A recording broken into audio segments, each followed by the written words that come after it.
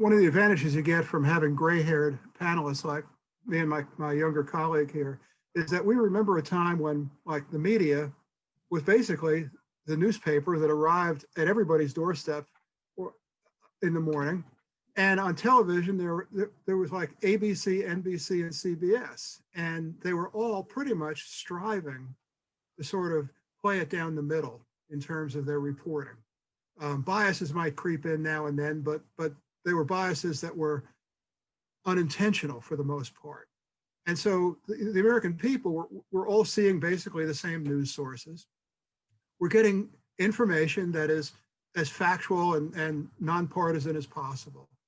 And that world no longer exists.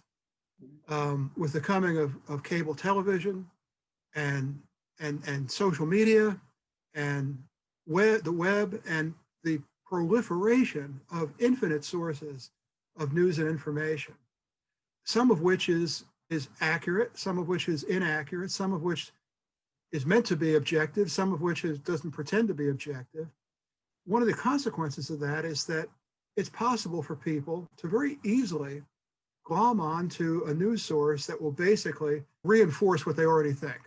So think about cable news.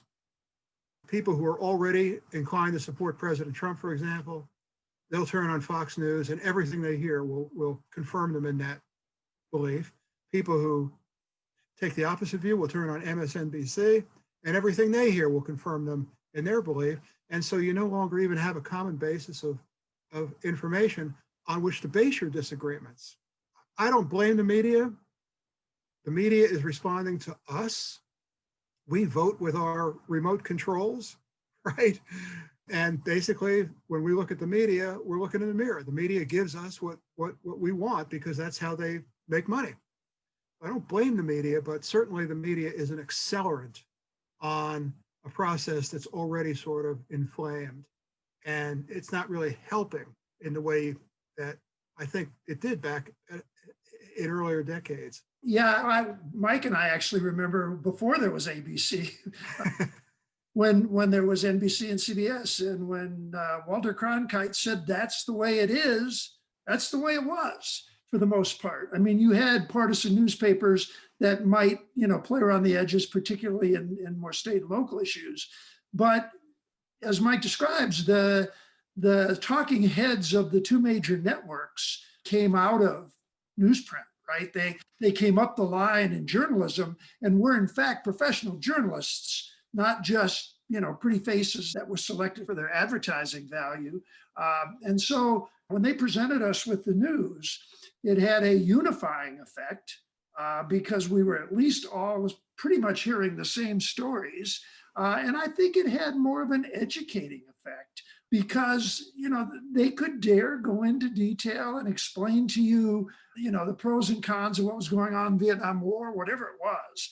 And we shared the same facts, and there was a better chance to come to compromises and agreements when we were all working with the same facts and figures. As Mike describes now, the internet is a major driver, and people can tweet, people can forward links to stories that may or may not have been curated by anybody, and information takes on a life of its own.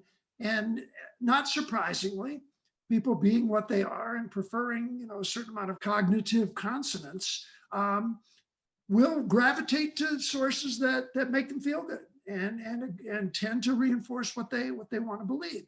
And so we end up with people talking past each other, where government and the media, I think, end up helping to drive polarization rather than inhibiting it and leading us more towards the sort of compromises that a diverse society needs if it's going to address its problems.